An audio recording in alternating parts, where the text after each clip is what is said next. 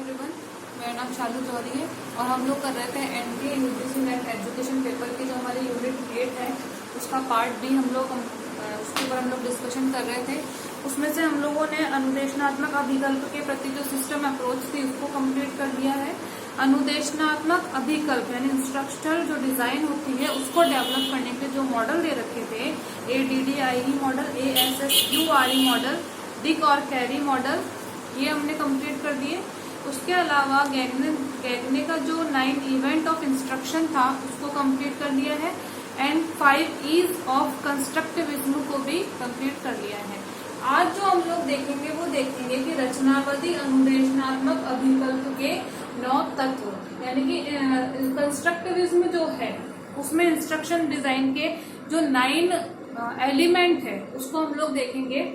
तो इसके अंतर्गत जो गैगने ने जो 9 इवेंट बताए थे वो और ये सेम ही है, यानी उन्होंने जो हम लोगों ने जो डिस्कस किया था कि 9 इवेंट्स ऑफ इंस्ट्रक्शन गैगने का जो था उसको हम लोगों ने देखा था, आप लोगों को पता है। उसके अलावा जो अब ये दे रखा है कि 9 एलिमेंट्स जो हैं तो वो और ये दोनों काफी हद तक सेम है, दोनों की जो मतलब प्रोसेस है वो सेम है, नाम जो है थोड़े से चेंज हो गए हैं। शॉर्ट में मैं आप लोगों का नाम बता दूंगी लेकिन उसका जो मतलब जो रहेगा, मीनिंग जो रहेगा वो वही रहेगा। जैसे मैं आपको बताती हूँ कि हम लोगों ने जब गैगने का पढ़ा था 9 इवेंट्स का तो उसमें फर्स्ट पॉइंट था गेन अटेंशन, ठीक है। सेकंड था कि inform learners of objective, stimulate recall of prior knowledge, present the stimulus, provide learning guidance, ठीक है। और धारणा में बढ़ोतरी करना, प्रतिक्रिया देना, प्रदर्शन का आकलन करना, प्रतिधारणा और स्थानांतरण को बढ़ावा देना, वो हम लोगों ने गैगने में पढ़ा था। उन्हीं के जो शॉर्ट फॉर्म है वो यहाँ पर है कि जो कंस्ट्रक्टिविज्म के 9 एलिमेंट्स जो है उसमें आ जाएगा reception, expectancy, retrieval, selective perception, symmetric encoding, responding, reinforcement, retrieval और जनरलाइजेशन, ठीक है। तो हम लोग जो है मैं इनके नाम आप लोगों को बता देती हूँ और समझा देती हूँ कि किसके अंतर्गत क्या क्या है, ठीक है। तो ज्यादा अंतर नहीं है। पहला है रिसेप्शन,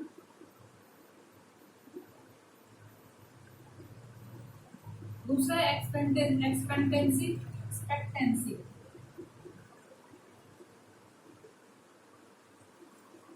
थर्ड है रिट्रीवल,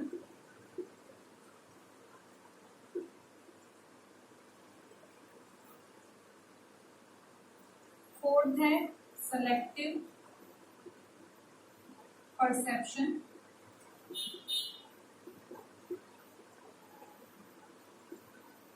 फिफ्थ है सिमेट्रिक इनकोडिंग,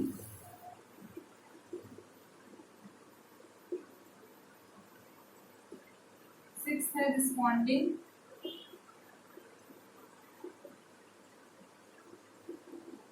सेवन है रीइंफोर्समेंट, पुनर्बलन। इंग्लिश में ही जो उसको इनके नाम जो है वो ध्यान में रखना, क्योंकि हिंदी में नाम इधर उधर हो जाते हैं, एक के कई नाम होते हैं, इसलिए इंग्लिश में ठीक रहेगा। रिट्रीवल यहाँ भी है, यहाँ भी है, तो कंफ्यूज नहीं होना। जनरलाइजेशन,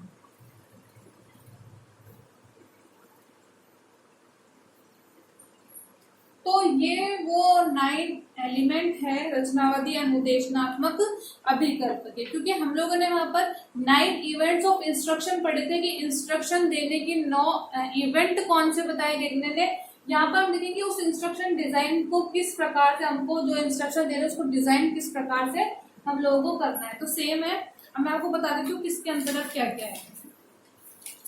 तो रिसेप्शन का मतलब होता है कि जो टीचर होता है, ठीक है, वो जो क्लास में जाता है, जैसे हम लोगों ने फर्स्ट में पढ़ा था गेन अटेंशन की, जो टीचर है उसको बच्चों की अटेंशन को गेन करना चाहिए। सेम यहाँ पर ही वही रिसेप्शन में जो टीचर है वो अपने गेस्चर में, अपने वॉइस मॉड्यूलेशन करके, ठीक है, कोई स्टोरी सुना करके इस तरीके से जो है वो बच्चों की अटेंशन को गेन कर सकता है। तो रिसेप्शन और गेन अटेंशन एक ही बात है कि voice modulation, gesture, short introductory word video can be use for this purpose reception के अंतर्गत, ठीक है। एक्सपेक्टेंसी में आएगा लर्नर को हम ये बताते हैं कि हम क्या पढ़ाने जा रहे हैं उनको, ताकि वो इंटरेस्ट ले सके। जैसे उसके अंतर्गत था कि हम लर्नर को ऑब्जेक्टिव बताते थे, तो ताकि लर्नर जो इंटरेस्ट ले सके। सेम यहीं पर भी वही है कि हम लर्नर को ये बताते हैं कि हम क्या पढ़ने जा रहे हैं, ठीक है, ताकि वो इंटरेस्ट ले सके।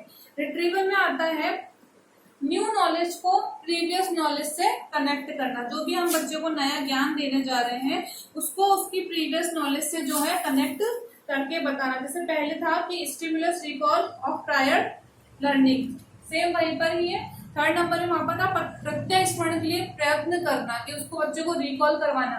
सेम रिट्रीवल में कि बच्चे को उसकी प्रीवियस नॉलेज को रिकॉल करवाना। उसके अलावा है सेलेक्टिव परसेप्शन। सेलेक्टिव परसेप्शन का मतलब ये होता है कि हम जो भी बच्चे को पढ़ाने जा रहे हैं, जो भी उसको समझाने जा रहे हैं, जो उसके सामने प्रेजेंट करने जा रहे हैं, वो बच्चे के लेवल को देख करके, उसकी नीड्स को देख करके हमें बच्चे के सामने प्रेजेंट करना चाहिए। ऐसा नहीं कि अगर कोई छोटा लेवल, छोटी क्लास का बच्चा है या कोई बच्चा जो धीरे समझ पाते हैं, उनके सामने जो है हम जाकर के एकदम से जो है पूरा हमको प्रेजेंट करना है वो पूरा का पूरा प्रेजेंट करते हैं। हमको छोटी स्टोरी से या कुछ एग्जाम्पल से इस तरीके से स्टार्ट करके बच्चों के सामने प्रेजेंट करना चाहिए, उनके लेवल के अकॉर्डिंग और उनकी नीड्स क्या है उसके अकॉर्डिंग बच्चे के सामने हमको चीजों को रखना चाहिए।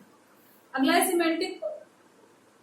Semantic encoding. इसके अंतर्गत आता है कि जो भी बच्चा न्यू इन्फॉर्मेशन को जनरेट कर रहा है, हमने उसको पढ़ाया है, उसके सामने चीजें रखी है, तो बच्चा जो भी न्यू इन्फॉर्मेशन को जो जनरेट कर रहा है उसमें बच्चे की हेल्प करना, कोई भी एग्जांपल उसको बता करके, कोई स्टोरी टेलिंग के माध्यम से जो है उसकी हेल्प करना, ताकि बच्चा जो है इनकोड कर पाए, चीजों को समझ पाए, नॉलेज को जनरेट कर पाए। अगला है रिस्पॉन्डिंग। रिस्पॉन्डिंग के अंदर जो है बच्चे रिस्पॉन्ड करते हैं। हमने बच्चे को पढ़ा दिया, उसके बाद में बच्चे रिस्पॉन्ड करते हैं, अपनी प्रतिक्रिया देते हैं। किस तरीके से दे सकते हैं हम? बच्चे से कोई सवाल पूछ सकते हैं या उनको कोई असाइनमेंट दे करके, कुछ भी ऐसा करके, ऐसा कुछ बच्चे के सामने प्रस्तुत करके हम बच्चों का रिस्पॉन्स निकलवाते हैं कि हमने उनको जो सिखाया है वो कितना उससे सीख पाए हैं।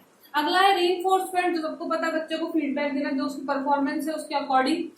रिट्रीवल, यहाँ रिट्रीवल का मतलब है कि टेस्ट के थ्रू जो है बच्चे की परफॉर्मेंस को जानना, उसकी परफॉर्मेंस के बारे में देखना कि उसने किस प्रकार का परफॉर्म किया है। अगला है जनरलाइजेशन। सबको पता है कि जो बच्चे ने सीखा उसको किसी नई सिचुएशन में जाकर के जब अप्लाई करते हैं तो बच्चा जनरलाइज करता है चीजों को। मतलब कि अगर हमने उसको यहाँ कुछ सिखाया, कभी लाइफ में उसके आगे या कभी उसकी लाइफ में कोई सेम सिचुएशन आती है, तो वो जो सीखा हुआ है उसको जो अप्लाई करता है वो क्या कहलाता है?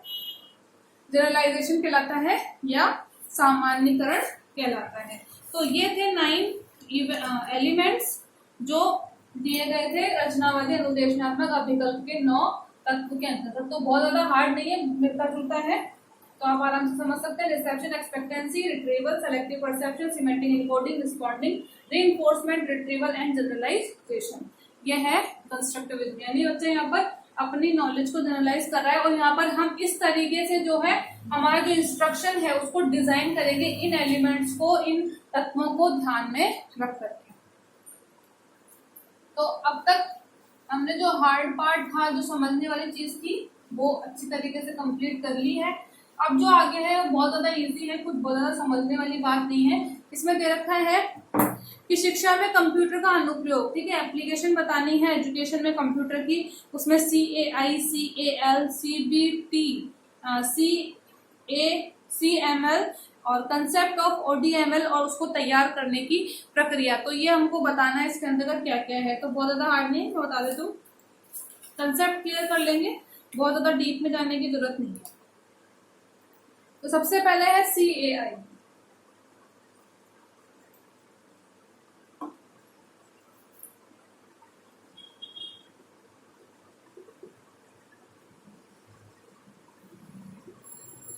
Computer learning for instruction.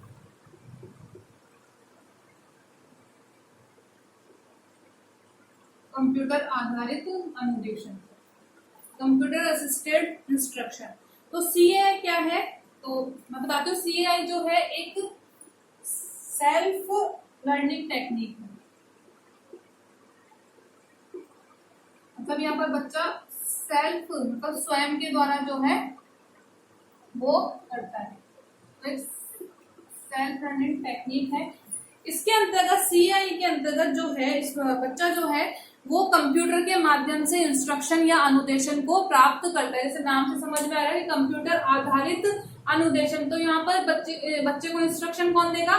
बच्चे को इंस्ट्रक्शन जो है वो कंप्यूटर के माध्यम से दिया जाएगा। यूजुअली ये ऑफलाइन और ऑनलाइन दोनों प्रकार की हो सकती है, यानी कि हम इसको ऑनलाइन भी कर सकते हैं, इंटरनेट के माध्यम से भी कर सकते हैं, और बिना इंटरनेट यानी ऑफलाइन भी जो है इसको हम कर सकते हैं। तो ऑफलाइन और ऑनलाइन दोनों तरीके से ये हो सकती है। इसके अंतर्गत जो हमें इंस्ट्रक्शन मिलते हैं, जो अनुदेशन मिलते हैं, वो किसके माध्यम से मिलते हैं? कंप्यूटर के माध्यम से मिलते हैं।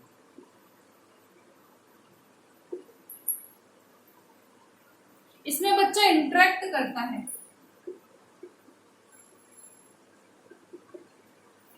यानी बच्चे को कंप्यूटर इंस्ट्रक्शन देगा, उसके बाद में वो उस इंस्ट्रक्शन पर जो है कुछ अपनी प्रतिक्रिया देगा, उसके ऊपर जो है अपना जो है रिस्पॉन्स देगा, तो बच्चा इंटरेक्ट करता है। तो ये इंटरेक्टिव इंस्ट्रक्शनल टेक्निक है।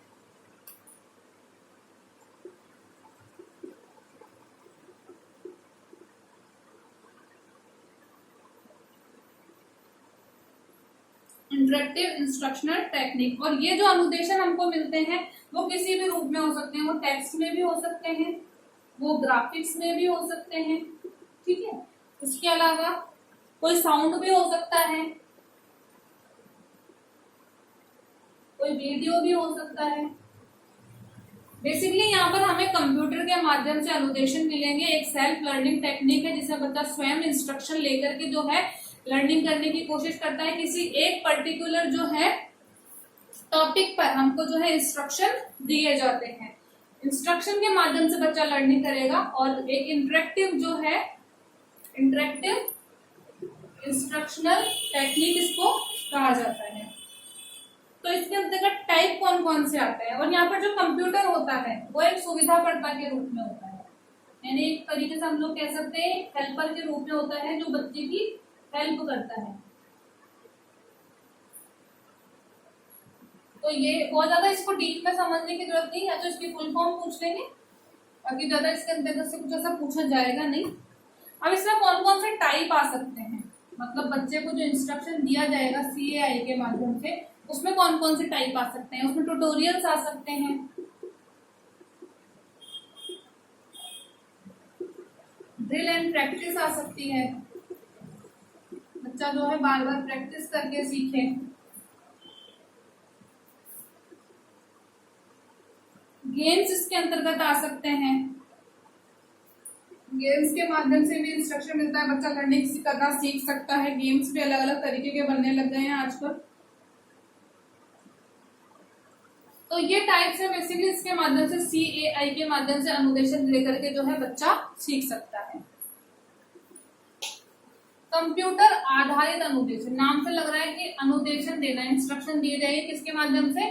कंप्यूटर के माध्यम से हमको इंस्ट्रक्शन मिलेंगे। अगला है CAF, कंप्यूटर एडेड लर्निंग।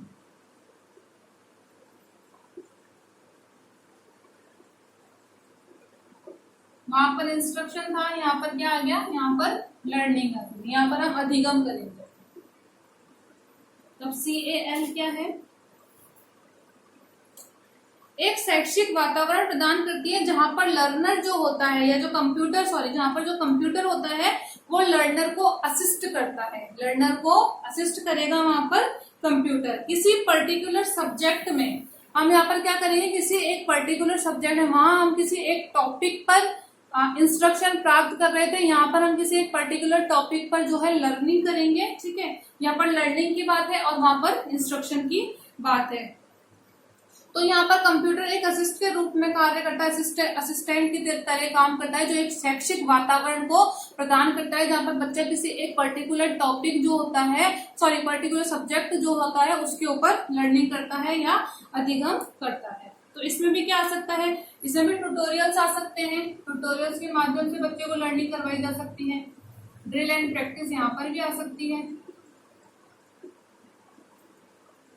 उसके अलावा यहाँ पर डिस्कवरी आ सकती है कि बच्चा डिस्कवर करके, खोज करके, क्योंकि यहाँ पर वो खुद काम करेगा, खुद खोजेगा, सिर्फ कंप्यूटर वहां पर क्या करेगा? सहायता करेगा। वो जो खोजना चाहेगा, वो जो प्राप्त करना चाहेगा वो स्वयं करेगा।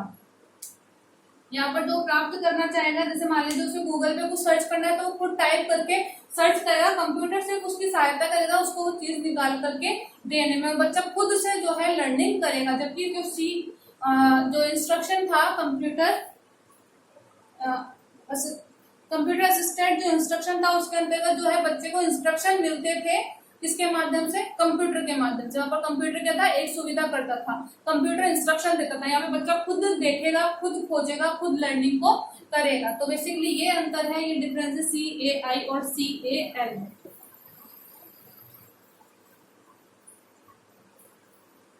अगला है CBT, कंप्यूटर बेस्ड ट्रेनिंग।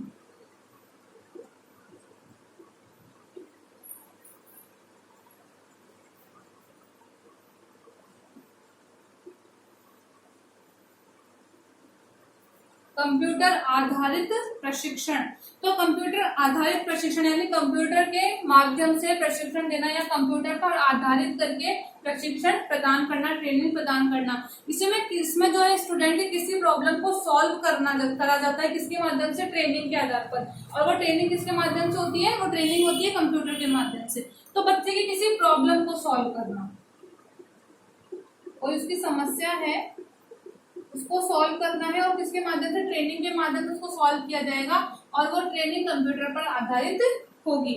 ये एक इंडिविजुअलाइज्ड होती है, इंडिविजुअलाइज्ड मतलब व्यक्तिगत होती है। यहाँ पर अगर एक बच्चे की प्रॉब्लम है तो उस एक बच्चे की प्रॉब्लम को सॉल्व किया जाएगा। ग्रुप में जो है प्रॉब्लम सॉल्व नहीं की जाती, व्यक्तिगत अप्रोच होती है। इससे क्या है, बच्चे की नॉलेज और स्किल बढ़ती है कि अगर वो प्रैक्टिस करेगा या उसकी प्रॉब्लम जो है उसको ट्रेनिंग के माध्यम से सॉल्व किया जाएगा, व्यक्तिगत रूप से वो सीखेगा तो उसकी नॉलेज बढ़ेगी, उसकी स्किल बढ़ेगी। तो नॉलेज स्किल बढ़ती है। इसके अंतर्गत भी सेम वही चीजें आ सकती है कि बच्चा ट्यूटोरियल के माध्यम से प्रैक्टिस कर सकता है, ड्रिल एंड प्रैक्टिस आता है, ठीक है। कोई मास्टरी लर्निंग करवा करके बच्चों को सिखाया जाता है।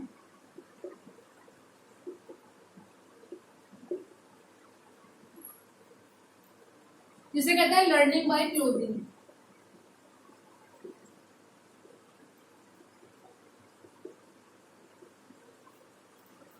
तो बेसिकली बच्चे की किसी प्रॉब्लम को सॉल्व किया जाता है ट्रेनिंग के माध्यम से, और ट्रेनिंग आधारित होगी कंप्यूटर पर, ये व्यक्तिगत होती है। तो बच्चे को पर्सनली जो इसकी प्रॉब्लम को सॉल्व किया जाएगा, नॉलेज और स्किल बढ़ेगी। इससे बच्चे से ट्यूटोरियल, ड्रिल एंड प्रैक्टिस, इन सब के माध्यम से जो है बच्चे की प्रॉब्लम को सुलझाया जा सकता है। कि बच्चा जितनी प्रैक्टिस करेगा, जितना ज्यादा वो प्रैक्टिस करेगा, उतनी ज्यादा उसकी स्किल बढ़ेगी, उतनी ज्यादा उसकी नॉलेज बढ़ेगी।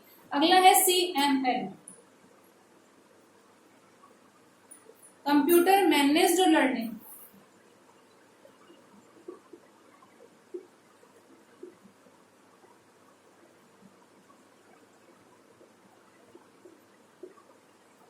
कंप्यूटर प्रबंध अधिगम।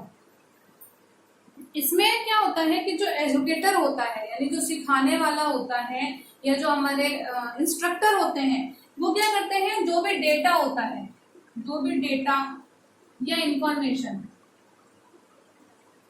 होती है उसको मैनेज करते हैं, यानी उसको तैयार करते हैं, और तैयार करने के बाद में जो है लर्नर के सामने उसको प्रेजेंट करते हैं। तो इसमें जो भी हमारा एजुकेटर होंगे या जो हमारे इंस्ट्रक्टर होंगे, उनको बच्चे को जो सिखाना है उससे रिलेटेड डेटा को या उससे रिलेटेड इंफॉर्मेशन को मैनेज करेंगे कंप्यूटर के अंदर, ठीक है। मैनेज किया जाएगा, और बच्चे के सामने जो है डायरेक्ट ले जाकर के लर्नर के या एजुकेटर के द्वारा प्रेजेंट नहीं किया जाएगा, बल्कि उसको मैनेज करके जो है रिकॉर्ड करके बच्चे के समक्ष प्रस्तुत किया जाएगा। जैसे अभी हमने पढ़ा CAL में और CAI में पढ़ा कि कंप्यूटर इंस्ट्रक्शन देगा, या बच्चा जो है स्वयं जाकर के जो है लर्निंग करेगा कंप्यूटर के माध्यम से। इसके अंतर्गत क्या होगा, इसके अंतर्गत जो भी हमारे एजुकेटर होंगे, जो भी हमारे इंस्ट्रक्टर होंगे, वो क्या करेंगे, जो हमें पढ़ाना है उनको, जो भी उनको पढ़ाना है उससे रिलेटेड डेटा को या उस इंफॉर्मेशन को या उस कंटेंट को, जो भी उनको पढ़ाना है उसको क्या करेंगे, मैनेज करेंगे, मतलब कि तैयार करेंगे और बच्चे के सामने रिकॉर्ड रूप में प्रस्तुत करेंगे। ऐसे मान लीजिए मैंने कोई PPT तैयार करी और PPT को तैयार करके मैं आपके समक्ष जो है उसको रिकॉर्ड करके पेश कर दूं या रिकॉर्ड करके प्रेजेंट कर दूं, तो वो क्या होगा, कंप्यूटर मैनेज लर्निंग होगा कि कंप्यूटर पर प्रबंध करके, मैनेज करके जो है हम बच्चे को सिखा रहे हैं। तो डायरेक्ट इंस्ट्रक्शन नहीं दिए जाते, बल्कि रिकॉर्ड करके जो है इंस्ट्रक्शन दिए जाते हैं। जैसे मान लीजिए पीपीटी में रिकॉर्ड करके बच्चों को हम लोग पढ़ाते हैं, वो क्या है, CML के अंतर्गत आता है।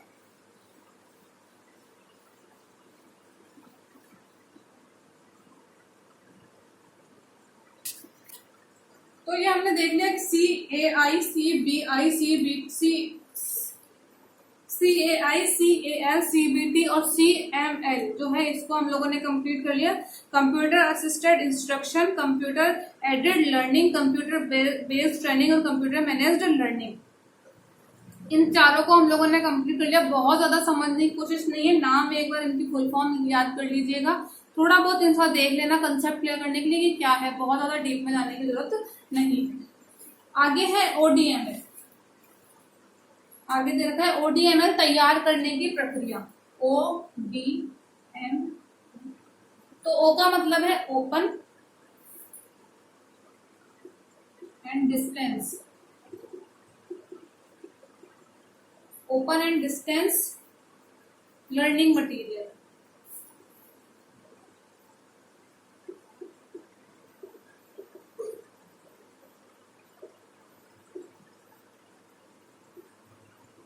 मुक्त एवं दूरवर्ती अधिगम सामग्री।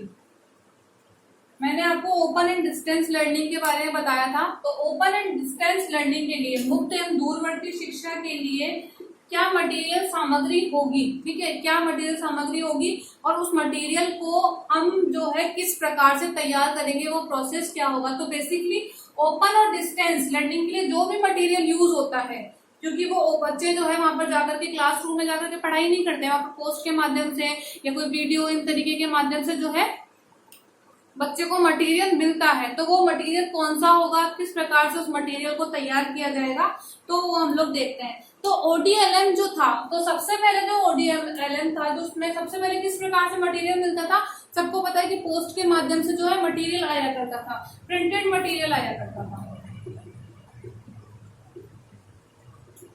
डाक के माध्यम से जो है प्रिंटेड मटेरियल भेजा जाता था। फिर धीरे धीरे ऑडियो वीडियो आने लग गए, धीरे धीरे जनरेशन बढ़ी तो ऑडियो वीडियो मिलने लग गए, ठीक है। फिर क्या हुआ, उसके बाद में टेली कॉन्फ्रेंसिंग, वीडियो कॉन्फ्रेंसिंग, ये सब होने लग गया, ठीक है। फिर इंटरेक्टिव मल्टीमीडिया आ गया, इंटरनेट आ गया,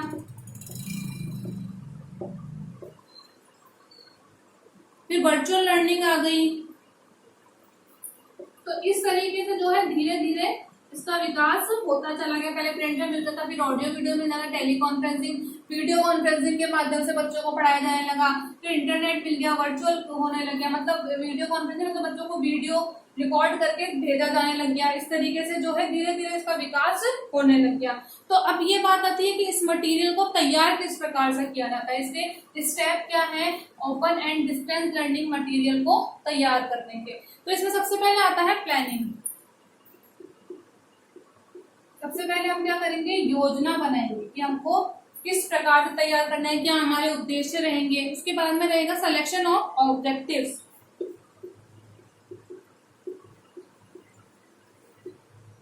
उद्देश्यों का निर्धारण किया जाएगा। सेलेक्टिंग एप्रोप्रिएट मेथडोलॉजी,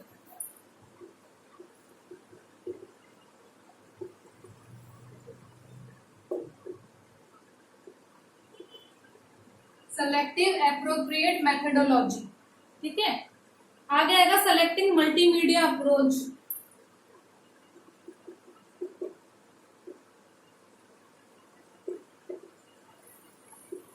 हम किस अप्रोच का यूज करेंगे, मल्टीमीडिया में हम किस अप्रोच का यूज करेंगे, हम उनको लाइव में देंगे या वीडियो रिकॉर्ड करके सेंड करेंगे। फिर आएगा एग्जीक्यूशन, और लास्ट में आएगा इवेल्युएशन। तो सबसे पहले हम योजना बनाएंगे, उसके बाद अपने उद्देश्यों का निर्धारण करेंगे, फिर हम एक मेथडोलॉजी मतलब किस मेथड से जो है हम उसको तैयार करेंगे, हमारा क्या मेथड रहेगा तैयार करने के लिए। तो सेलेक्टिंग एप्रोप्रिएट मेथडोलॉजी, उसके बाद में ना किस मल्टीमीडिया को हम यूज करेंगे, हमारी अप्रोच कौन सी रहेगी, क्या मल्टीमीडिया कौन सा माध्यम रहेगा हमारे बच्चों को मटेरियल पहुंचाने का, उसके बाद में उसको लागू कर दिया जाएगा, उसके बाद में मूल्यांकन कर दिया जाएगा। तो ये है बेसिकली ODLM क्या है, open and distance learning material, और उसको तैयार करने की जो प्रोसेस है वो ये है।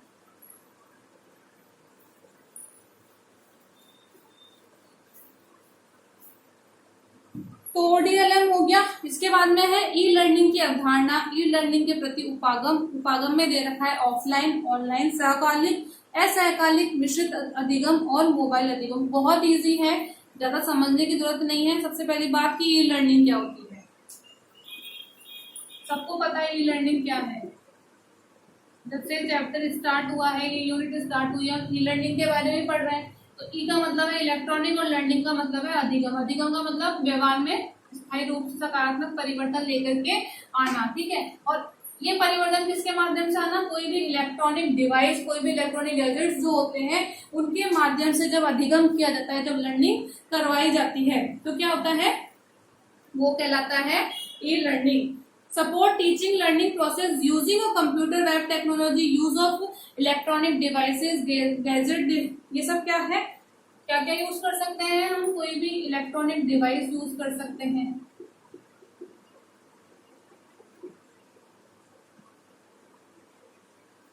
ठीक है। वेब टेक्नोलॉजी को यूज कर सकते हैं, जो भी टेक्नोलॉजी से रिलेटेड चीजें हैं उसका यूज करके हम लर्निंग को लर्निंग करवाते हैं, जिसमें हम लर्निंग करवाते हैं, ट्रेनिंग देते हैं, ठीक है।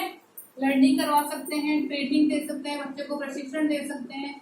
ये सब क्या कहलाता है, ये ई लर्निंग कहलाता है। यानी लर्निंग किसके माध्यम से करवाना, इलेक्ट्रॉनिक डिवाइसेस, इलेक्ट्रॉनिक के माध्यम से लर्निंग करवाना, जिसमें क्या आ सकता है, हमारी वेब पेजेज आ सकते हैं, ऑडियो वीडियो आ सकता है, टेली कॉन्फ्रेंसेज आ सकता है, वीडियो कॉन्फ्रेंसेज आ सकता है, ई लाइब्रेरी आ सकता है, ई बुक्स आ सकता है। ये सब क्या है, ये है ई लर्निंग के एग्जाम्पल।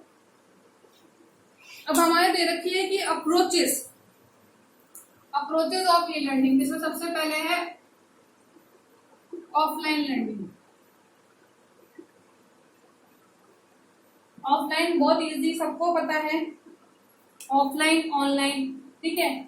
तो ऑफलाइन में वो इस तरीके से लर्निंग करवाना जिसमें विदाउट इंटरनेट जो है लर्निंग करवाई जाती हो, क्योंकि ये ई लर्निंग के अंतर्गत आ रहा है। ये बात सबको पता है कि अगर इसको ई लर्निंग के अंतर्गत लिया गया है, क्योंकि ई लर्निंग का मतलब सिर्फ ये नहीं होता कि हम इंटरनेट यूज कर रहे हैं तो वो लर्निंग है, या हम ऑनलाइन जा करके पढ़ रहे हैं तो वो लर्निंग है। हम इलेक्ट्रॉनिक जो भी डिवाइसेस यूज करते हैं, हम ऑनलाइन हम लोग पीपीटी तैयार करते हैं, हम अपना कोई पेज तैयार करते हैं, वो सब किसके अंतर्गत आता है, वो ई लर्निंग के अंतर्गत ही आता है। तो ऑफलाइन लर्निंग जहाँ पर हम विदाउट इंटरनेट लर्निंग करवाते हैं, जिसके अंतर्गत हम लोग देख सकते हैं कि मान लीजिए हमारे टीचर जो है वो कोई पीपीटी बना करके ले आए हैं, और पीपीटी बना करके हमारी क्लास में जो है सबके सामने प्रेजेंट कर रहे हैं, तो वो भी ई लर्निंग के अंतर्गत आया। एक ट्रेडिशनल तरीका था कि टीचर जो है जाकर के सिर्फ बोलते थे, सिर्फ अपने मुंह से बोलते थे, तो वो क्या था, वो ट्रेडिशनल था। ये भी ट्रेडिशनल, ये भी ऑफलाइन जो है बताया, इसको यही गया है कि इसमें टीचर जो स्टूडेंट है वो आमने सामने रहेंगे, जो भी स्टूडेंट हैं और जो टीचर हैं वो प्रत्यक्ष रूप से एक दूसरे के आमने सामने रहेंगे। लर्निंग तो आमने सामने ही होगी, लेकिन वो होगी किस रूप में, वो ई के रूप में होगी या इलेक्ट्रॉनिक लर्निंग के रूप में होगी। बस यूज किसका नहीं होगा, इंटरनेट का यूज नहीं होगा। इसमें क्या क्या दे सकते हैं हम कि कोई हमारे टीचर जो है कोई पीपीटी को कंप्यूटर पे तैयार करके लिया है, कोई ग्राफ, कोई चीज जो है हमारे सामने प्रोजेक्टर पर प्रस्तुत कर दी, वो सब क्या है, वो ऑफलाइन लर्निंग के अंतर्गत आता है। कोई मॉडल का यूज करके हमको पढ़ा दिया, वो सब ऑफलाइन लर्निंग में आता है। बस ध्यान रखना, इसमें स्टूडेंट टीचर जो है आमने सामने रहेंगे, प्रत्यक्ष रूप से जुड़े हुए रहेंगे।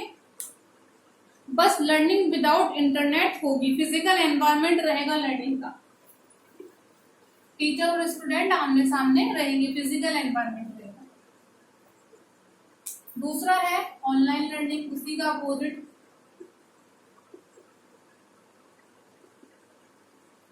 आपकी लाइव क्लासेस जो लगती हैं वो क्या है, ऑनलाइन लर्निंग का उदाहरण है। कंप्यूटर बेस्ड होता है, नेटवर्क से रिलेटेड होता है, इंटरनेट से रिलेटेड होता है। इसमें जो है, लेकिन इसमें फायदा ये होता है कि जो भी लर्नर होता है वो अपने अकॉर्डिंग, उसको जहां बैठना होता है, जहां उसको क्लास लेनी होती है, वो अपने अकॉर्डिंग, अपने कंफर्ट जोन के अकॉर्डिंग जो है वो क्लास ले सकता है। अधिगमकर्ता जो है अपने अनुकूल वातावरण में ही शिक्षण को प्राप्त करता है। तो इसके अंदर computer based learning, computer web based learning, virtual learning, networking learning, जो भी हम यूट्यूब पर लाइव क्लासेस देते हैं, बेस्ट एग्जांपल किसका है, ऑनलाइन लर्निंग का, जिसमें जो लर्नर होते हैं वो अपने कंफर्ट जोन में जहां उनको क्लास लेनी होती है, अपने घर पर या वो कहीं गए हुए हैं वहां पर उनको क्लास लेनी होती है, वो इजीली क्लास ले सकते हैं। तो यहाँ पर मेन रोल किसका है, नेटवर्क का। ठीक है, मेन रोल नेटवर्क का है। जैसे जो गवर्नमेंट है उसके द्वारा भी ऐसे बहुत से काम चलाए, जैसे मूक है, मैसिव ओपन ऑनलाइन कोर्सेज। ठीक है, वो सब किसके उदाहरण है, वो ऑनलाइन लर्निंग के उदाहरण, जब बच्चा अपने निवास स्थान या जहां वो लर्निंग करना चाह रहा है वो वहां पर लर्निंग कर सकता है। तो ये है ऑनलाइन लर्निंग। आगे है सहकालिक अधिगम।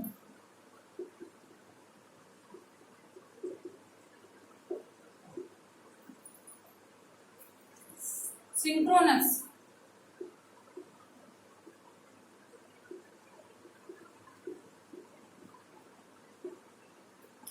सहकालिक अधिगम का मतलब है जिसमें कक्षाएं जो है निर्धारित समय पर होती है, निर्धारित समय पर होती हैं, लेकिन कैसी होती है, ऑनलाइन मोड में होती हैं।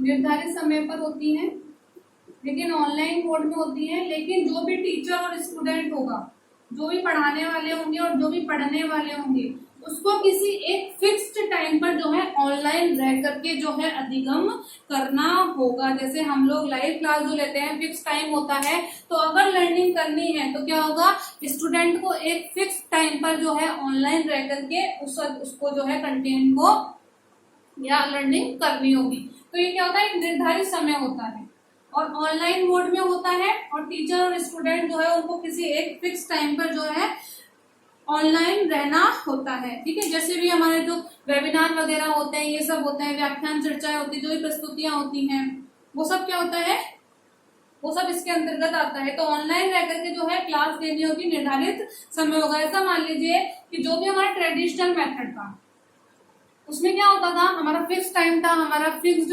क्लास का टाइम था, फिक्स छुट्टी का टाइम था, फिक्स उसमें लंच ब्रेक होता था, ये सब क्या था, फिक्स था। ठीक है, तो जैसे वहां पर हमारा टाइम फिक्स था कि हमको अगर हमारे 1 बजे मैथ की क्लास लगनी है, 12 बजे हिंदी क्लास लगनी है, तो उसी तरीके से यहाँ पर भी जो है टाइम फिक्स रहेगा और वहां पर भी टीचर और स्टूडेंट एक फिक्स समय पर क्लास लेते थे। सेम यहाँ पर भी जो है टीचर और स्टूडेंट जो है एक फिक्स समय पर ऑनलाइन रहेंगे। बस अंतर इतना सा है कि वहां पर जो मोड था वो कैसा था, वो ऑफलाइन था। वहां पर टीचर और स्टूडेंट आमने सामने रह करके पढ़ाई करके पढ़ाते थे। यहाँ पर क्या है, ऑनलाइन हो गया है, जहाँ पर बस ऑनलाइन हो गया। अंतर सिर्फ इतना है कि जो चीज है वो ऑनलाइन हो गई है। तो इसका मतलब इसके अंतर्गत क्या आता है, एक सहकालिक यानी निर्धारित समय पर होता है, एक फिक्स समय पर स्टूडेंट और टीचर जो है उनको ऑनलाइन रहना होता है।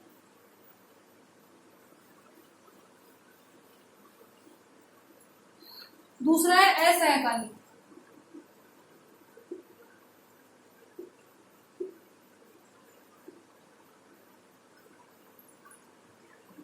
असहकालिक इसका जस्ट अपोजिट है। इसके अंतर्गत क्या होता है, तो जो भी छात्र होता है उसको फिक्स टाइम पर ऑनलाइन रहने की जरूरत नहीं होती है। वो जब चाहे जो उस मटेरियल को एक्सेस कर सकता है। जैसे मान लीजिए मैंने अभी क्लास आपको रिकॉर्ड करके भेज दी है, तो इस पर आपको पर्टिकुलर किसी एक टाइम पर ऑनलाइन रहने की जरूरत नहीं है, आप जब चाहे इस क्लास को देख सकते हैं। तो ये किसका उदाहरण है, ये असहकालिक का उदाहरण है। यानी कि बच्चा जो है जब चाहे, जब वो फ्री हो, जब उसको जरूरत हो, जब उसके पास टाइम हो, वो उसके अकॉर्डिंग जो है उस वीडियो को, उस मटेरियल को, उस कंटेंट को देख सकता है। तो इस सहकालिक के जस्ट अपोजिट है। यहाँ पर एक फिक्स समय पर दोनों को ऑनलाइन रहना पड़ता है, यहाँ पर उसको जस्ट अपोजिट है। इसमें क्या होता है, बच्चा जो है अपनी जरूरत के हिसाब से अपने समय पर पाठ्यक्रम को ले सकता है। पीपीटी रिकॉर्ड करके डाल दी मैंने, ये वीडियो रिकॉर्ड करके डाल दिया, ये सब किसके उदाहरण है, ये असहकालिक के उदाहरण है। तो आई होप आप लोगों को समझ में आएगा और सहकालिक और असहकालिक होता क्या है, कंसेप्ट क्लियर हो गया होगा। अगला है मिश्रित अधिगम, ब्लेंडेड लर्निंग।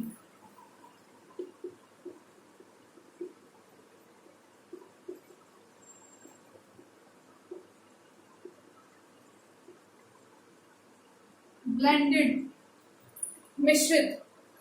जो भी अधिगम हम लोगों ने अभी तक पढ़े हैं उन सबका मिश्रण क्या है, उन सभी का मिश्रण क्या है, मिश्रित अधिगम। सिंक्रोनस एसिंक्रोनस दोनों को मिला करके जो भी लर्निंग आ रही है वो क्या है, वो ब्लेंडेड लर्निंग के अंतर्गत आती है।